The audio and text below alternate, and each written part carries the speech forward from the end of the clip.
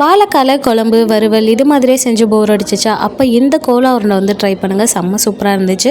வாழைக்காவை ஒரு 2 நிமிஷம் வேக வச்சுட்டு அதை வந்து துருவி எடுத்துக்கோங்க. இப்போ கடாயில் கொஞ்சமாக எண்ணெய் ஊற்றிட்டு ஒரு 10 சின்ன வெங்காயம் சேர்த்துட்டு நல்லா பொன்னிறம் வரவள்ளி வறுத்து தனியாக வச்சுக்கோங்க. இப்போ அது கூடயே காரத்துக்கு தகுந்த மாதிரி காஞ்ச மிளகாய், ஒரு 4-5 பல் பூண்டு, அது கூட கொஞ்சம் 1 ஸ்பூன் அளவுக்கு சோம்பு, கருவேப்பிலை, பைண்டிங் ஏஜென்ட்டாக பொட்டுக்கடலை, கொஞ்சமாக பெருங்காயத்தூள், தேவையான அளவுக்கு உப்பு, ஒரு அரை மூடி அளவுக்கு தேங்காய், இது எல்லாமே சேர்த்துட்டு நல்லா வறுத்துட்டு ஆற வச்சுக்கோங்க. இப்போ நம்ம வறுத்து வச்சுருக்க மசாலா எல்லாத்தையுமே மிக்ஸி ஜாரில் சேர்த்துட்டு நல்லா கொரகொரப்பாக வந்து அரைச்சிக்கலாம். கொரகொரப்பாக அரைச்சதுக்கு பிறகு ஒரு பவுலுக்கு மாற்றிட்டு நம்ம துருவி வச்சுருக்க வாழைக்காவையும் சேர்த்து நல்லா மிக்ஸ் பண்ணிவிட்டு குட்டி குட்டி உருண்டையாக வந்து பிடிச்சி எடுத்து வச்சுக்கலாம். இப்போது அடுப்பு பற்ற வச்சு ஒரு கடாய் வச்சுட்டு எண்ணெய் வந்து காய விட்டுருங்க.